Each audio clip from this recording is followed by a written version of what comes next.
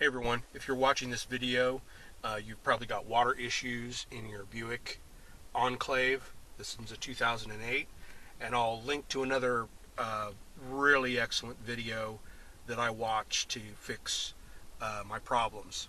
But it didn't quite help, so that's why I'm making this one. So the link will be above. So let me tell you, you can go to that video or stay tuned right here and I'll tell you what my issue was. There is a hole up here, and you'll see that in the other video, right in this corner, and there's a hose that goes down both columns. And when we had the dealer work on this, what they didn't do is push back this tube that's along here. Either they didn't push it back and it was twisted, or they didn't push it back all the way, because when I found it, this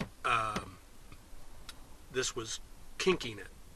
So I just lifted this up and the water came out. The other video will have all this stuff taken off, and it's a little bit more detailed. But that was my main issue, was a kinked hose, and I just wrapped my fingers around this, pushed it in, and then I'll show you where it came out. It comes out on both sides, right about there somewhere, and on both sides. So when I put some water in the top here, I don't know if you can see this, but I don't know if you can see that hole, but I put water right in there to see if it would drain. And once I unkinked it, the water started spilling out like crazy onto the ground. Most of the time they'll say it gets clogged, so what you do is you use a air compressor and an air nozzle and put a whole bunch of air in there to clean it out. You'll have to check it every once in a while, probably before it rains, just to see that everything's going. And don't be afraid to put some water in both of these areas, because what happens is when you put water in there, or if, let me talk about the air, put an air hose, what'll happen is you'll hear right in here in this area, you'll hear that air hose, the air coming out, and there's a little reservoir, I think either on that side or this side. So that's what happens when you get the air hose and blow that out. You should hear, I've got some sirens going on. You should hear like the air gurgling or pushing out, and that's just that reservoir, and then it goes down the side onto the ground like I showed you before.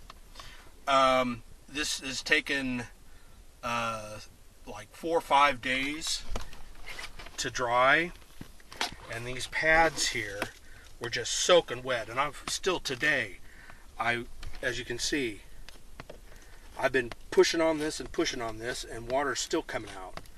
So if you've got water problems, you need to take up all the padding here and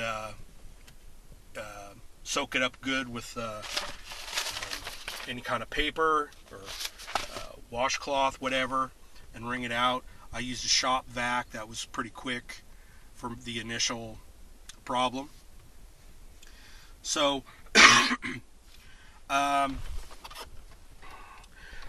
the other video will show these columns taken apart and stuff like that, but I just basically wanted to hopefully show you my little problem and the actual hole, because the video that I saw, he didn't quite show the hole. So let me get up here. I can see it. And it's right there, like a little mouse hole, where that little white part is. I'm almost touching it. So that's where that hole is, and the tubes are on both.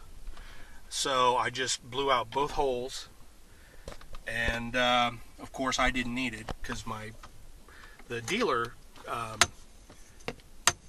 charged a lot of money, I think over $100 or so, just to fix that. And you got to be careful that they don't twist it, and so it's like a slow buildup. Any kind of even little thing gets in there, they'll be able to charge you over and over and over again. Because when I looked at it after they fixed it, that was still kinked. It was like twisted. So I don't know if they do this on purpose or if it's a manufacturing issue. Just don't be afraid to go in there and poke your fingers in there and just move it around to make sure it's not getting kinked or it's riding on the side of the material here. So if oh yeah, also if you get too much water in here, this is what happened. Your battery. Now you have to take this out and get you some kind of a hex screw driver or something. Take this out.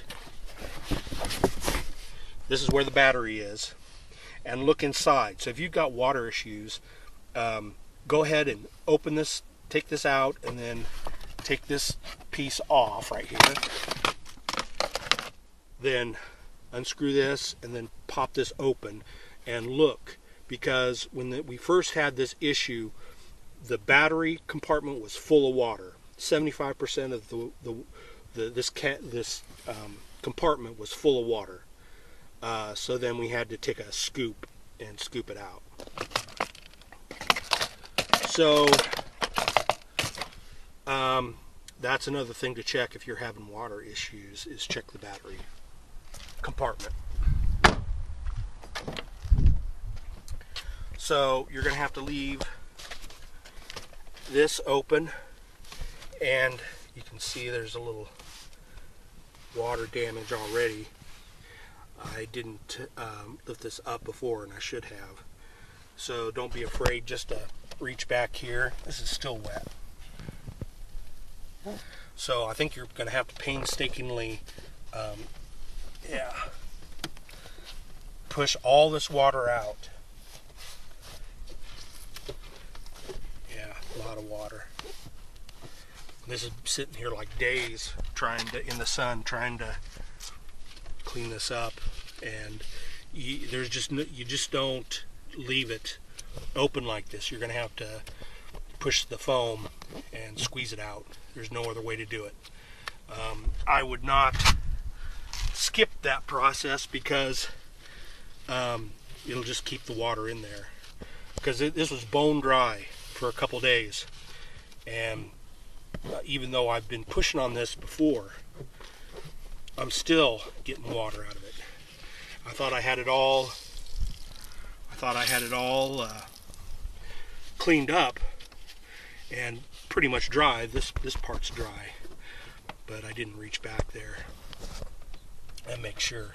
It's just that little section that's a little wet.